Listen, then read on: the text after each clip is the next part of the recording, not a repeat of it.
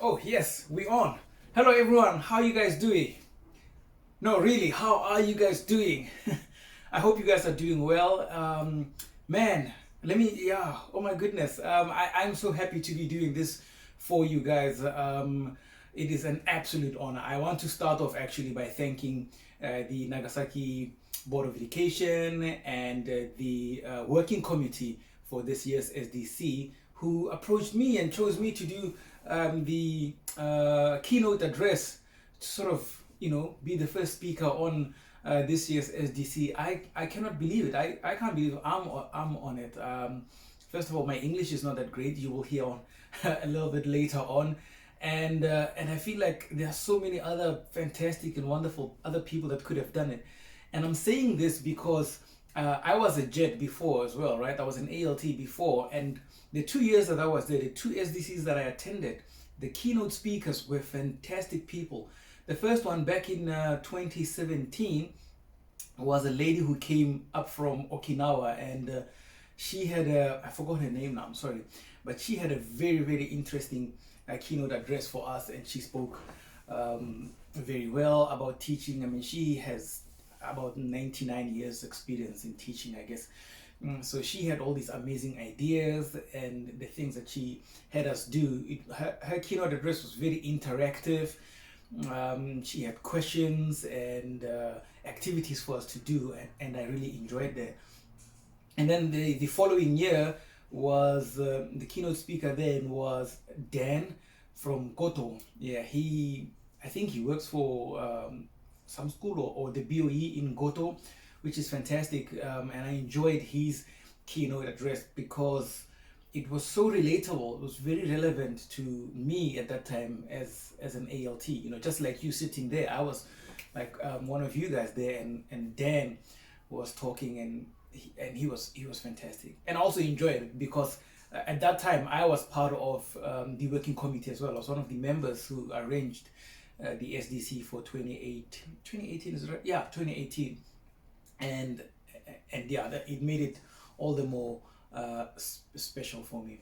Okay, so yeah, without wasting any more time, I don't think I have a lot of time, and I also want to keep this just a little under or a little over an hour. I don't want to be talking too long because there won't be any special sci-fi, I don't know, visuals or background music, or you won't see me getting up and dance, or you might see my hair going in all sorts of places. All sorts of places. It has gotten a little bit longer. For those that remember, I had short hair when I was an ALT, and then I started my locks. Yeah, they've gotten a lot longer now. My goodness.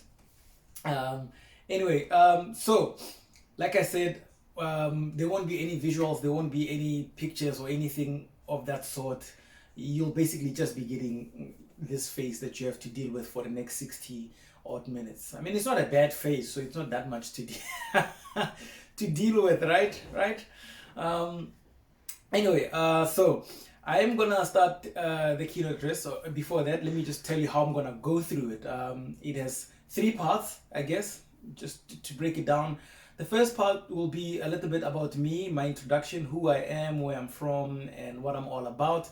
The second part will be the theme that I've basically lived my JET program through, which I called Sticking to the Plan. Okay, so that's the second part, sticking to the plan. And then the third part would be what would have been question and answer session, because I would have loved to be there with you guys, and then we can interact and have questions and talk as if it's like a conversation. That's what I want mine to be, and that's why I'm doing it like this as well. This is the one take that I'm going to be doing, and nothing else. All the mistakes will be in, all the stuff that I stuff up will be in, unless Matt and his team decide to do some edits, but I doubt they will, or it's up to them really. But my mistakes, everything else, my pauses, every time I grab my cup of tea, it will all be in there. It will just be me. It will be real, it will be natural, and yeah, and what you see is basically what you get. I might take a break here and there, or I might keep looking down to check if my cell phone is still recording. Yeah, I'm recording with my old little cell phone here, so I'm not a YouTuber, so I don't have the fantastic gadgets with the ring light and all that stuff. I'm actually going by his mercy right now, hoping that the sound is coming off well, and hoping that when I send it to you guys, it is actually in the same quality that I am recording it in. Okay, so yeah, I did say the third part would then be question and answer session. All right. And before I start, let me say, yes, thank you very much to Matt and his team, everybody on the working committee for considering me and for asking me to do this keynote address. And like I said, man, the pandemic, the time that we are living in, you know, man, it would have been so nice to really be in Nagasaki, to look at all you beautiful champon loving people. Yeah, and just reconnect with all of you guys, my friends, and everybody that I used to work with in Nagasaki. What a time that was, and what a time it is that we live in now. So we make do with what we have. And I also want to congratulate all of you guys for getting this far through the pandemic. I mean, it's been driving all of us nuts, right? It's certainly been driving me nuts. So yeah, congratulations, and so big up yourself for making it through COVID-19. My goodness. Okay, so let us start. Part one, my introduction, who I am. So I am Tsietsi Monare. I am from South Africa. Yeah, look at this. Basically the only props that I have in my plain living room. Yeah. I actually strategically look for what I think is the safest corner for you guys to see. One that wouldn't expose too much of my life. But yeah, this is my plant. Yeah, all of it belongs to me, mine. So, okay, yeah, I'm Tsietsi Monare from South Africa. I joined the JET program in 2017. Before I joined the JET program, I was a meteorologist, a weatherman for South African Broadcast Corporation, which is you'll often hear me refer to it as the SABC, South African Broadcasting Corporation. It's the TV station that I used to work for. It's a public broadcaster in South Africa, and I work for a breakfast show called Morning Live, which is quite popular. Well, popular among people who watch SABC. Other people don't really watch SABC.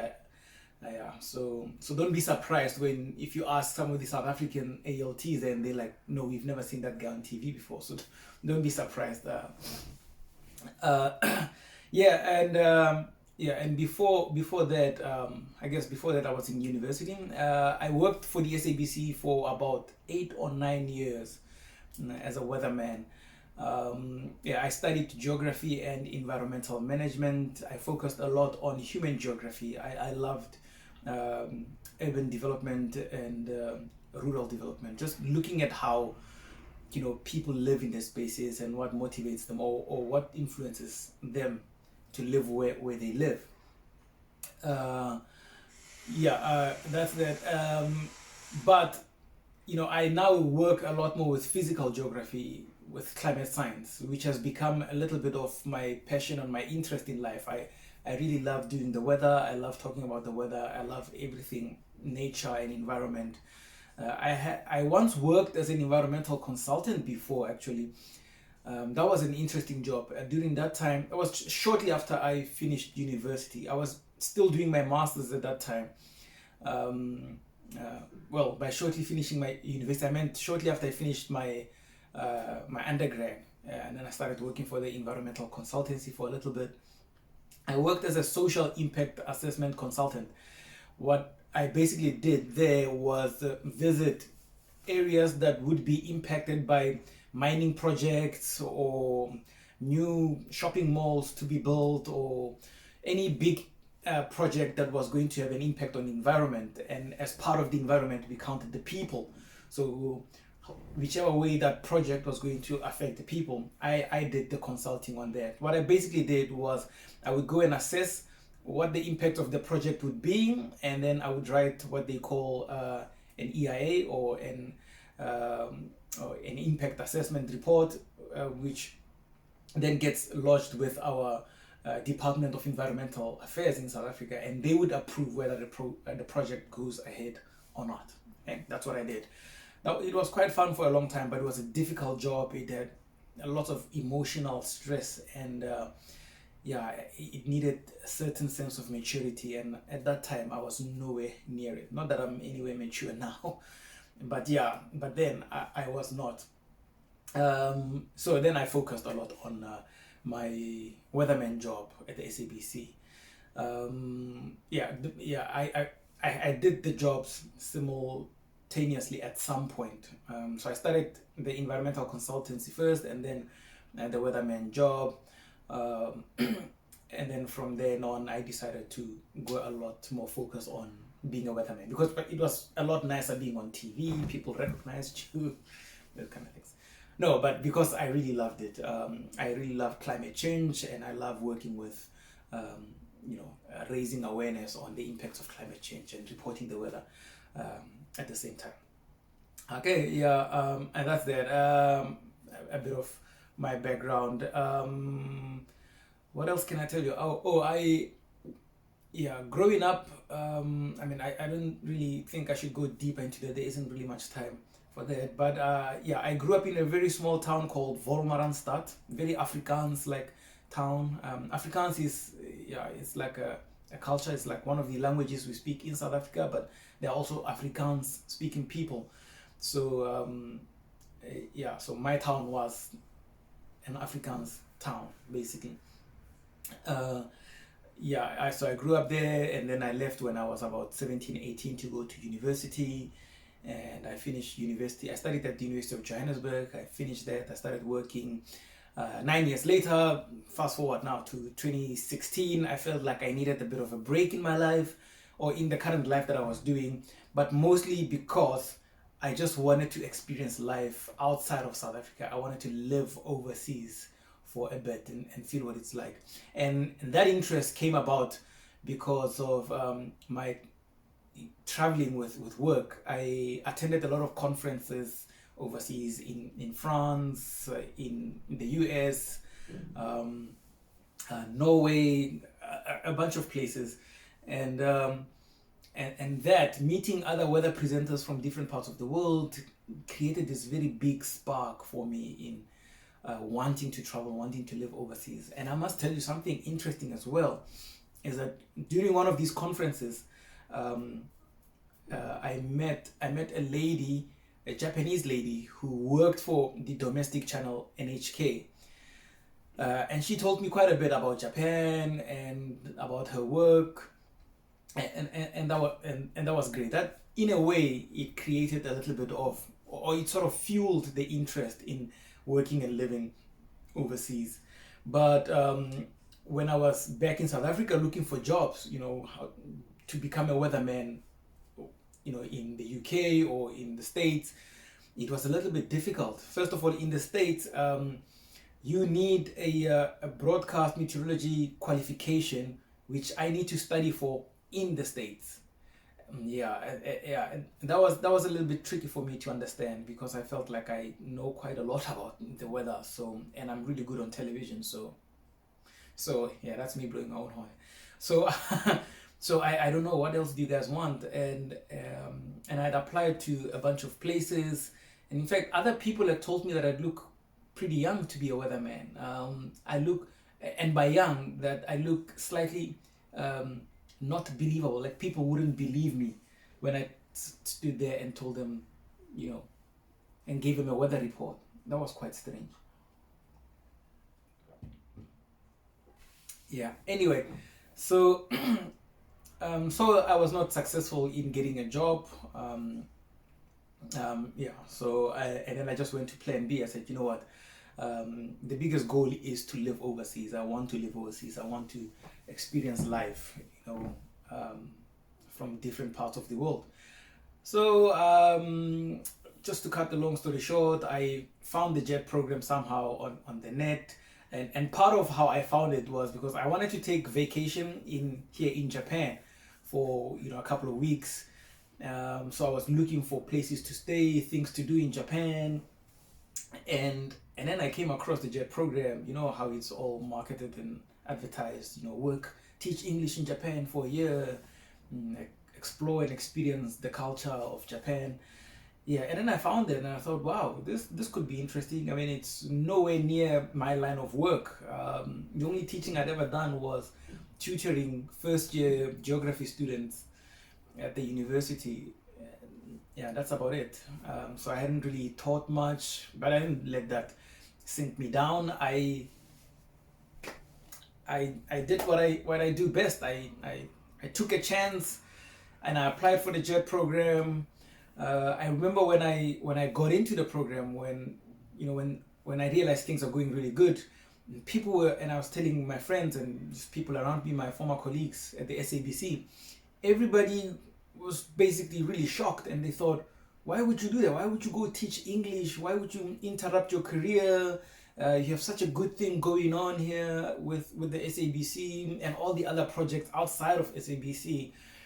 And people didn't even see it, the logic behind that. Even during the interview for the JET program, one of the people asked me, one of the interviewers asked me, why take such a big break in your life when you are almost at your peak and you're doing really well and you can only get better and better. And I don't know, at that time, all I could tell him was that the desire is just there. I really want to live overseas. I really want to leave. Not that I was repulsed by South Africa or anything, no. But I just wanted, there was this burning desire to just go and live outside of South Africa. I mean, even if it was Zimbabwe, I probably would have gone. And I'm not saying even if it was Zimbabwe out of disrespect. I'm just saying because Zimbabwe is so close, but it's still outside of South Africa. So even if it was Botswana or even if it was Namibia, as long as it was outside of South Africa, because I wanted to experience and sort of have a new set of eyes that I see the world through. Yeah, so then I applied for the JET program. I got in. People were shocked and people were dismayed and they thought, why would you do that? But I knew I wanted to do it, and yeah, and then I made it onto the JET program, and the teaching and the fun life began. Yeah, my time in Nagasaki, man. Yeah, it was something else. Okay, yeah. So let me tell you about a little bit about that and about my teaching and my time in Japan. So I fully got onto it. I was also sold that I'm going to give it my best and be the best teacher there can ever be very fun, be genki, be interactive. I knew by the time I leave the JET program, I will stand on a chair and yell, "Oh, Captain, my Captain," and the kids will look at me and say, "Oh, Tsietsi Sensei, please stay, don't go." Or they will say, "Oh, you've changed my life," and they will be speaking the Queen's English and the most perfect English that you can ever get to. Alas, that did not happen. That did not happen. I got here and then I started playing fruit baskets every single day. Every single day. So there was no "Oh Captain, my Captain" going on in my classes. But I did my best, and I approached my teaching still, or I approached my life in Japan still with the mindset that the goal is to experience this life outside of South Africa, but also now to get back and see if I can, get on track with my career again.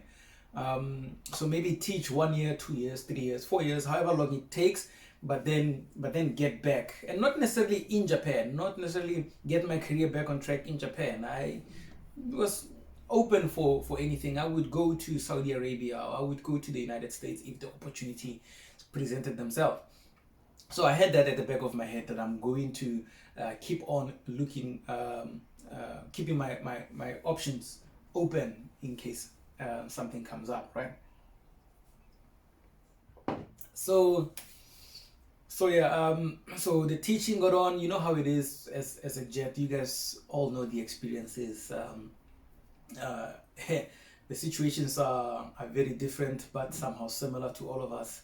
You have moments of ups and downs. You have serious fun days and seriously cold and boring days. You have terrible kyushoku, and then one day you have amazing food.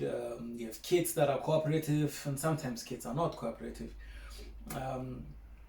All sorts of things. I experienced them similar to many of you guys in Japan. I must tell you, one of the biggest things that I was concerned about was swearing. Like I said, oh my goodness, I tend to, working in the newsroom in South Africa, you hear a lot of swear words because people are under pressure and there's deadlines and there's breaking stories and this. We were also just like that. There are no children in the newsroom. We are all adults, and we'd like to claim we are all professionals. Yeah, news writers, journalists. Yeah. So yeah, that was my big concern, that I need to be proper and speak like a decent person, normal English, no bad words for kids to learn. And yeah, and then I was thinking I need to up my vocabulary, because I think my vocabulary got less and less while I was working in the newsroom, because yeah, all we did was F this, F that, and whatever this, whatever that. We saw a lot. My swearing is terrible. So I'm hoping I don't even do it in the video. And yeah, and that was a big thing when I was teaching. I was praying, oh please, I must not slip off. Like I swear so much. I swear as much as ALT is like drinking. I'm just kidding. Yeah. So anyway, my classes went pretty well. The kids loved it, and I managed. Yeah, somehow I managed to keep the energy going. I managed to keep Genki all the time, and well, not all the time, but most of the time. And I think that's also a bit of the reputation that I built. A lot of people believed, wow, he's this super Genki guy. He slides across the gym and high fives the kids, and everybody goes, they lose their toys, and everybody goes crazy. Yeah. I'm not necessarily like that. I enjoy just being calm, playing games, reading books, and having a beer now and then. Yeah, a very calm life. But when I get in front of a camera, or when I get in front of a stage, then something changes. Like the spirits take over me. My ancestors come out and they push me forth. Yeah. Why am I even telling you this? Well, it's part about me. It's about what I did and how I got through my teaching, and how I kept the energy going in Nagasaki. But there's also a slightly more darker part as well, or serious, difficult part, where barely 8 or 10 months into the teaching, I was bored out of my skull, man. I did not really not enjoy. I did not like it. I enjoyed a little bit when I did it, because, like I said, the spirits came over and they helped me enjoy. But I did not like it. It was not my line of work, and I didn't find any pleasure in standing in front of a bunch of 6-year-olds and I'm yelling blue, blue, and red, and they repeating the same thing. Like it just didn't make sense to me. And also, standing and talking for hours and hours on end as a teacher is a skill I had to learn on the job. Yeah, I never had that. I never had that. I love talking in front of people, and I love talking for presentations, but there is a limit. 30 minutes, 1 hour max. Even doing this video for you guys is stretching myself in terms of how much I talk at once. At work, I'm in front of a camera for 6 minutes the whole day. That's about it. Yeah, 2 minutes 3 times, and then I'm done. The rest is me and computer work and a little bit of research. That's about it. Yeah, so those are some of the things that I picked up and I learned while I was teaching. But yeah, 10 months, or barely 10 months into it, I was really not enjoying my job. I found myself hitting more lows than actually hitting highs, and yeah, that set me back quite a little bit. I think I spoke to a couple of people telling them what it was like, but sometimes people don't really listen. They just laugh at you and they're like, oh man, I feel sorry for you. You don't like this? I love this job. Yeah, right. So yeah, so that's basically how it sort of turned out for me. But then what happened? Yeah, I had to start finding ways of making it a lot more enjoyable, and find ways that I can actually like the job. And I think 10 months into the job is almost, it's almost towards May or June, July. No, or Aprilish, around spring. So towards, in the following year. So the first full year of being in Japan was coming to an end, and then there were applications opening up for being part of the SDC, not SDC, sorry, being part of the working committee which organizes the SDC. Yeah, that came up, and I thought, hey, this could be something I will enjoy. Oh, and the reason, I must tell you, the reason I actually applied for it was during that first year when the first SDC that I attended, that happened in October, right? So we had been 3 or 4 months in the program by then. I asked, one of the senpais, Michael, this guy called Michael Fujimoto, I think, from Hawaii. He was doing a presentation for the SDC about brand management as an ALT, how to brand yourself as an ALT. And I asked him to help him out with his presentation. And he gave me a big part actually to do. So he gave me half of the presentation, and he gave me the opportunity to present it as well. And I enjoyed that because I love doing presentations. I love presenting. It's one of my favorite things to do. So he gave me a big chunk of it to do, and I took it full on and I did that. So that led me now in the following year to apply for to be part of the working committee. So I applied for that, and I think the working committee was that one thing that gave me a good bounce. So from a place of not enjoying the JET program much, or not enjoying being an ALT, because I didn't really like the everyday going to class teaching and that routine. So I needed something extra, something to take my mind off things. So I joined the working committee, and fortunately that year, which was now 2018 going to 2019. So that year's SDC, the group was a fantastic group. I mean, we had Matt, which you currently have now. We had Cassandra, we had Dominique, who was the PA then, and we were also working with Hannah, our lovely person, and Abby, of course. Yeah, so it was a really amazing group of people, and Natalie, I must not forget. Yeah, it was a really amazing group of people that I worked with, that I learned from, and that was nice. That gave me a big bounce. I remember during the summer of 2018, we attended a couple of meetings, and we were already starting with our plannings and how to get the SDC for 2018 going. So that gave me a big boost and a big bounce, and I was motivated again to stay on the program and work. So that it kind of got me to forget a little bit about how not that I'm not having that much fun. But it was pretty sad for me that barely a year, but I was already over teaching. I was already over the sort of work that ALTs do. And also I remember during that time I had a big sense of, or I had a big feeling of, maybe I must just do 1 year and go back home, go back to being a weatherman in South Africa and pick up where I left off. But then SDC came along. So that helped me out. So all the thoughts that I had of breaking contracts sort of disappeared, because by then I had already signed up for the second year. So lots. I'm going back and forth. I'm sorry. I hope you guys can follow and sort of keep up. But so SDC helped me, and the planning and the working for that was amazing. So SDC came in 2018. That was fantastic, and then it finished.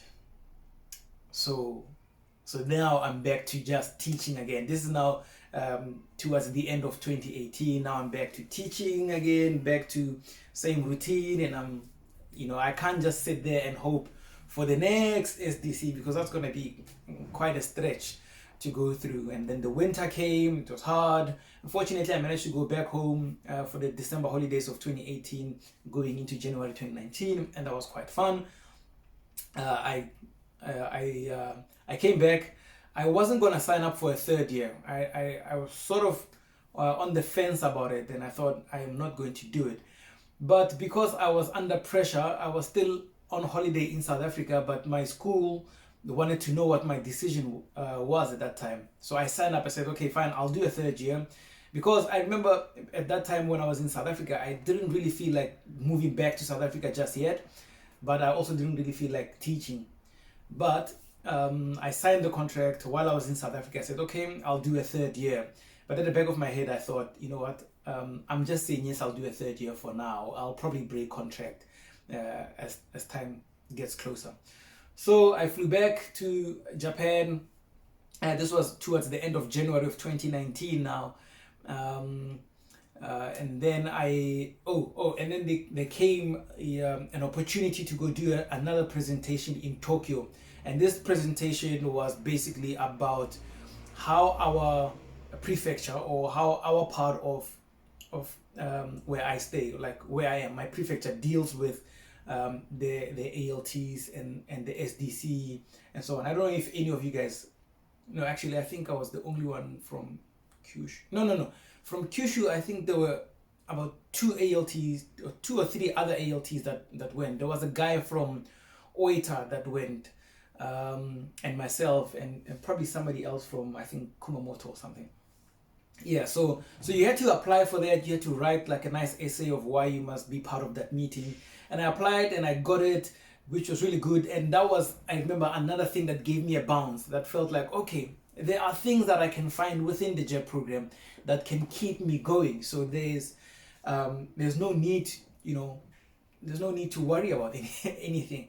So then I felt like, okay, I didn't make a mistake about signing on for a third year. But then I didn't realize that that's what I was depending on. I was depending on bounces, things that give me a boost to stay on the program, not depending on the actual job and the enjoyment of doing the work itself. I didn't realize that it was happening to me. So that time, it happened in February. The meeting in Tokyo happened in February. I met a bunch of other ALTs from all over Japan, and we were discussing how they run their business like this in terms of SDCs, or how they keep their ALTs motivated and interested in staying, and also how can they find other ways of promoting the JET program to people that want to come, right? So for new ALTs and so on.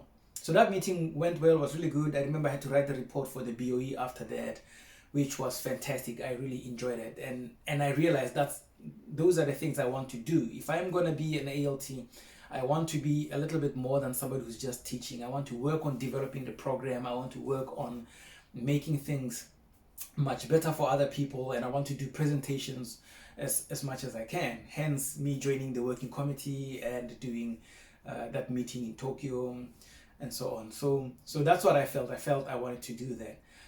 That also then came to an end. It finished in February, and then I had to go through February and March and April, and that was also a difficult time again, because going back to the routine was quite tough. And I thought, man, something is not working out, like teaching is not coming together for me. But somehow I managed, and I got through the days painstakingly, day by day. But towards the end of March and the spring break came about. I remember during that spring break, me and a couple of friends, we went to Kumamoto. Guys, it was Kumamoto, right? Yeah. Yes. Yes. Sorry. Yes, it was. We went to Kumamoto and we did some hiking on Mount Aso. And I remember in the car, we had rented a car and we were driving there. We were talking a little bit about our experiences, and I was telling the guys that, you know what, I'm really struggling, guys. It's almost as if I need a hit of something to keep me on a high for the job. And if I don't have it, if it runs out, like SDC or random meetings, if that runs out, then I'm back to feeling all blah, I don't like the job and all that. So yeah, I remember talking to those guys, and what made it even worse was just how much fun they were having. And they were talking about how they love their schools, how they love their kids, and how they love their jobs, and they'll probably stay on for the whole 5 years. And I thought, man, man, why can't I feel like these guys? What's up? And that basically led me to thinking about what I'm going to go into now, part 2 of my presentation, which is sticking to the plan. That sort of led me now going back into my original plan to say, you know what? The whole idea of me coming to teach English was to see if I can live overseas, and was to not to see if I can live overseas, to experience life overseas, but also to try and get a job in my field of work, in my line of work, in my career, anywhere in the world. So then I decided during that trip, I remember during that trip, it was almost like a turning point that said, okay, you now need to go back into your original plan to achieve your goals. Go and be a meteorologist for someone out there. You have to do it. So that trip, it sort of triggered me, and then I decided, you know what, I need to get back into form again. I need to get back into my life and my career and the things that I'm passionate about and things that make me really happy. Because I was really tired of not doing my best, giving it my all for when it comes to teaching, because I felt like the JET program has given me so much. They deserve all of me, or I should just cut my losses.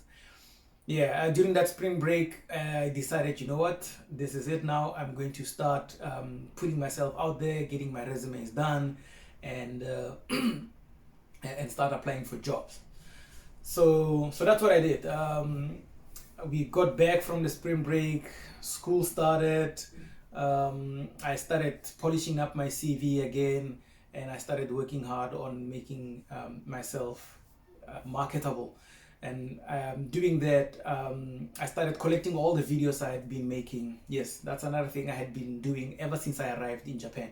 I was recording short videos on my cell phone, sometime with my camera, about the climate in Japan, climate in other parts of the world. And I used to do them like in the back streets of Japan, in the back streets of Nagasaki. Some of them I do in my room, but I never did anything with those videos. I just put them on my laptop, I guess, for the fun of it.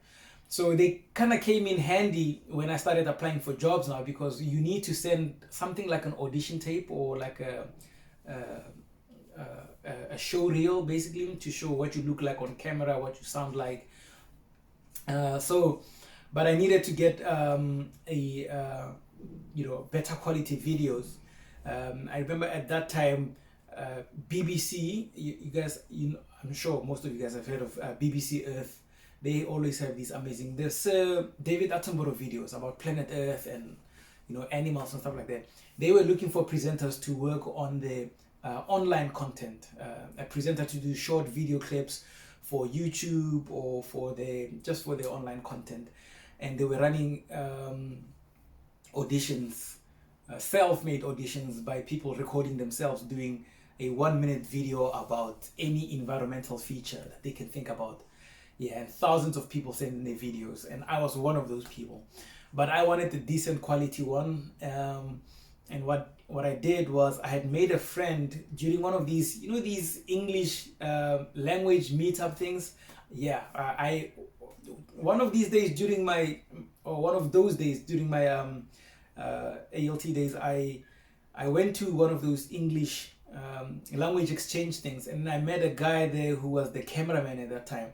And somehow somebody told him that I was a weatherman before, so he came up to me and he said, he heard that I used to be on TV, so I must be used to the camera. If he ever needs somebody to make a video, can he call me? And I thought, okay, yeah, sure. So I remember that dude, and then I searched through my line and I contacted him. I said, hey man, what's up? I'd like to do a video. I need to send a 60-second clip for an audition. Can you help me with it? And he was very happy to do so. So I recorded the video, and from that 60-second video that I recorded, we ended up recording many others, because he was quite interested in stuff about climate and the things that I was doing. So we recorded a bunch of videos which I kept for myself. And they became handy because I submitted some of those videos for my audition for NHK. Can you believe that? Yeah, so so when I did my application, I polished up my CV, and then I sent my application to dozens of places, lots and lots of places. I sent it to BBC again. I sent it to CNN, NBC. I sent it. I can't even remember a lot of them. Even newspapers as well that I had approached to either be a freelance writer for them and do climate change stories. Yeah, I sent tons of stuff to Al Jazeera in Doha, here at NHK, but no response for some time. I had no response. Nobody even said, oh, actually, no, wait. Somebody did respond and they said, well, they are not doing any television stuff. They are only working on print. And if I could write like a short story about climate change or something, so that they can review just to see what my writing was like. And yeah, much obliged. I wrote something quickly for them. I sent it through, but then they rejected. They like, no, my style of writing is not exactly what they're looking for. Yeah, and I couldn't become part of the weather gang. Oh, that broke my heart. But anyway, yeah, that didn't stop me. So things were quite silent for a while after my application. I remember much of what was it, the spring break, all through April and May, things were pretty quiet up until just after Golden Week. I think I need to get my timelines right now. I can't really remember the events or the sequence of events, but yeah, around that time, Golden Week-ish, I found one of the presenters that work for NHK now. So one of my new colleagues now. I found him online. Well, the way I found it, not really found him online like by mistake or something. I was basically stalking a lot of weather presenters, watching the video clips from their TV stations, because a lot of them upload their stuff online as well. I mean, we live in an online digital sort of world now. So a lot of TV stations, from the big ones, even the small ones, they upload the stuff online. And that's what I did. I started Googling a bunch of them and seeing what kind of presentations they do and what style do they approach. Because I thought maybe there was something wrong with my audition tapes. Maybe they watch them and then they think, no, this is not the style of presentations that we want. So I started watching them and seeing how they do it. And upon these thousands and thousands of YouTube videos that I've been watching about weather presenters all over the world, I found NHK Newsline, which is made by NHK World TV, the station that I work for now. I found them on YouTube and I saw a bunch of their presenters. And then I did a Twitter search for one of their presenters. And it turns out the guy has an actual blog where he writes stuff. And I remember I went into his blog, I followed the link from his Twitter account, and in that link at the end of one of his posts, he had his email address there. So I emailed him directly. I started talking to him. I said, hey man, I've seen your presentations. I'm a weatherman from South Africa, but now I live in Japan as an English teacher. Yeah, I want to get back into the trade, into the line of work. So please hit me up, man. I would appreciate a response for you. Yeah, lo and behold, 2 or 3 days later, he responded. He said, hi, good to hear from you. Unfortunately, he's not in charge of hiring people or whatever, but he told me something very important. He said most of the weather presenters, English weather presenters that work for NHK, are actually foreigners, and they hardly stay very long in Japan. Maximum is about 5 or 6 years, and then they move on. And he was telling me that if I hang tight, somebody could move, or somebody could decide to go back to wherever country they come from. And that somehow, it felt to me like this guy was just giving me a rope to hang on, like a hope. Basically, he was like like a lifeline. I don't know what analogy to use in English, but it was like a string of hope that he had passed down to me. But and surprisingly, he kept touch. He kept responding to my emails, and he kept asking me questions about why I moved to Japan, and why I'm teaching English, why I left my TV station, in South Africa. Yeah, those kind of things. Um, but then I answered because I was networking basically. Yeah, and a few days later, he asked me to send in my resume and a couple of videos if I have them. Yeah, and I told him that I'd already sent them to NHK before, like on the vacancies or HR line where people apply for jobs. Yeah, yeah, and then he asked me to send it to him so that he can forward them to our then to his managing producer, and he did that, and everything happened so quickly. A few days after he did that, by a few I mean like 2 or 3 days after he did that, basically on the same week after I sent him my resume and my a couple of my videos, he responded saying, "Oh, the managing producer saw the videos and she liked it, so she might give me a call soon." What? Are you mad? When that happened, I lost it. I remember I opened that email. It was a Thursday morning, and I was at my Thursday school, Teguma Show, which is a very small school, and and on Thursdays, things are not that busy at the school. My first class was just close to lunchtime, I think. No, not close to lunchtime, but I had one period in the morning, or one class free, and then I started teaching, and then I had another class free. Yeah, so it's not really a busy day. It wasn't a busy day for me Thursday. So I was sitting there, and I was checking my emails, and I saw this email, and him telling me how they like the videos and they might give me a call. What? Yeah, I lost it, man. I was so happy. Yeah, and the following day, it was a Friday. I got a phone call which I couldn't take because I had classes that time. But when I saw the missed call on my phone, I called them back, and a lady picked up and then said, "Oh, okay, just hang on. I think I know who you are looking for." Yeah, and the lady came to the phone and she said, "Oh yes, I called a little bit earlier on. So do you have time to talk now?" And I told her, "No, I'm just on a short break now. But we can talk later." But the fact that I was talking to someone from NHK at that time, every single cell in my body exploded in excitement. Like, I can't even begin to tell you how excited I was at that time. So yeah, man. Yeah, the sticking to the plan was coming together now. Basically, yeah, the lady called at the end of my school. I asked them to call me after school, which was around 4:30. So I asked them to call me at 5:30 when I was already at home, sitting down, all calm and collected now. So they called me, and we spoke a little bit. It was very general and very brief, and they asked if we can have an interview, like a FaceTime interview. Guys, you do not understand how happy I was at that time. I said, "Yes, let's do this, man." We set up an interview for a few days later after that. This was around mid-May, maybe around the 15th of May or something like that.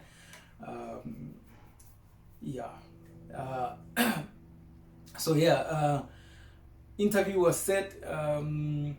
We had the interview over FaceTime, and the interview was quite standard. Basically, we spoke about myself. She explained a lot about what NHK is about, and then they quizzed me a bit on weather and broadcasting. You know how television works. Yeah, and that was basically the most difficult part of the interview, just to check my knowledge and to see if I'm still, within myself. Yeah, and then after that, they just wanted to check about my character and how I'm surviving in Japan, or how I'm living in Japan, and basically sussing out how long I'm planning to stay in Japan. So yeah, so that was the interview, and I feel like I nailed it back then. And they said that they would call me a few days later to arrange for me to go for a screen test. Yeah, so that was that part. And I remember sitting there after my call and just now reflecting on how it was really good for me to get back to my plan, get back to my original plan and stick to my goals, which was come to Japan, get a little bit of a break, teach a little bit, and then get back into my career. And by that was how I stuck to the plan was,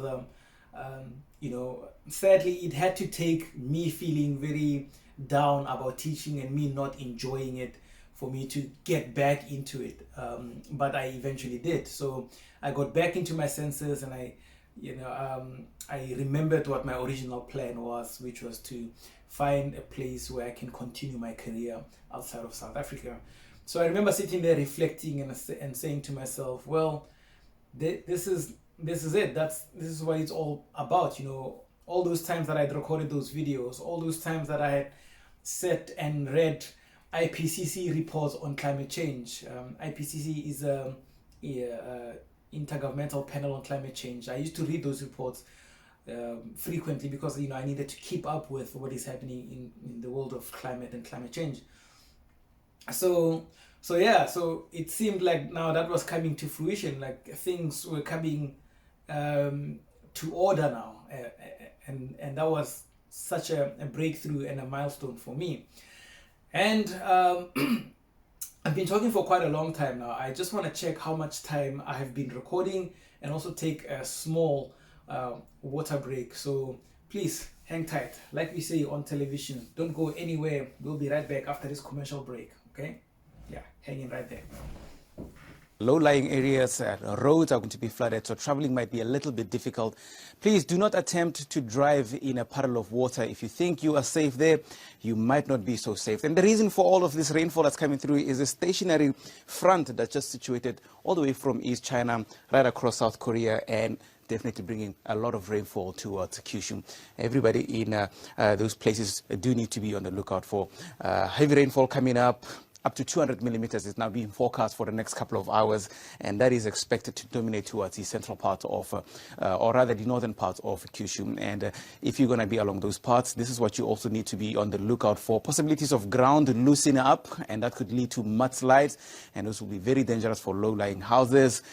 Bridges could also be inundated, as you've seen earlier on, lots of water along the roads. So if you're planning on traveling towards Kyushu, for all the tourists as well, please make sure you listen to all the notifications out there, and please do evacuate as soon as you can. That's all for the weather. Please stay safe out there. And we are back. So yes, you are still watching Tsietsi Monare's keynote address, and I feel like I've just been blabbering and talking quite a lot. I'm really sorry for that. I hope you guys are having a good time. I hope you are enjoying my little story and how it's been going with my life so far. So where was I was talking about sticking to your plan and how important it is to stick to your plan. After the call that I had, I started sitting down and reflecting and thinking about, sometimes we kind of lose track of what our goals are and what it is that we want to plan and and what we want to achieve in life. And when I set off from South Africa, my plan was to get a little bit of a break, teach a little bit, and get back into my career somehow, apply for jobs all over. And I think at some point I had forgotten a little bit about that because I was going with the fun of being a teacher or going with the fun of being in a new space, in a new country. And then I got hit by the opposite side when the fun was now sucked out. I wasn't really enjoying the teaching, and that part, the not so fun part, is what reminded me about my goal and my target and what I wanted to achieve. So this is the thing that I want to tell you guys is the importance of sticking to your plans sometimes and not letting them get overshadowed by certain things. We sometimes make plans to do something, but then we get caught up in life. Life happens, and so much happens within life that you actually forget or you move away from your plans. And there's I'm not saying there's anything wrong with moving away from your plans, but because plans can change, and plans sometimes they are meant to change.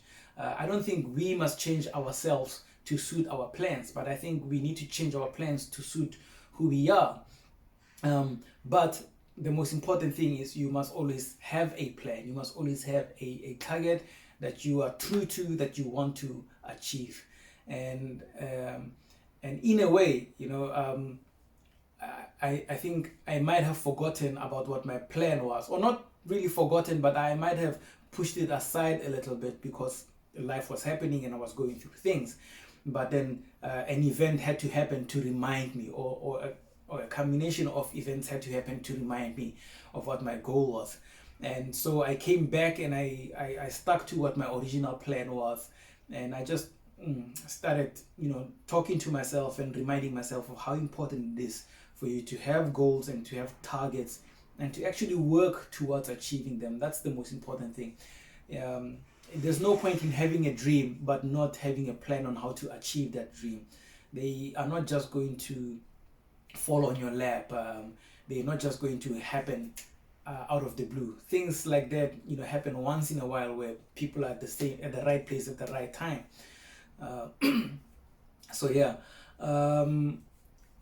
so it's this is the second thing that I wanted to talk to you about, is you must always remember that you need to work towards achieving your goals, and you need to make sure your goals are aligned with where you are, what kind of person you are, and what it is you want to achieve. And that certainly happened for me. A lot of people come on the JET program right after finishing university, or a lot of people are quite young when they start the JET program, which is I think quite a nice thing, because you get to experience and explore things before you are actually you have responsibilities of careers and what your life is going to be like. And when I got on the JET program, I had already had a career spanning 6 or 7 years. So I already knew what it is that I wanted in life, in terms of my career. So taking a break to go on the JET program, I still had the responsibility to fulfill my career goals. So I managed to tie it all back together again and come, almost back to what my original career and my original passions in life is. So yeah, that's that. I hope it really makes sense what I am saying. The good news is that if you guys have any more questions, you can always send in after this video. You can always send more questions, and I will either respond by text, or by text I mean by letters written, not text you. Written, or I can make another short video addressing some of the questions that you have. And speaking of questions, I've been going on for almost an hour now, so I'm gonna jump into the third and last section, which is the question and answer session. And I have the questions. Matt sent me the questions. I just realized I moved them quite far, so I'm gonna slightly move off shot to get them. So yeah, nothing weird is happening now. I'm just getting the questions.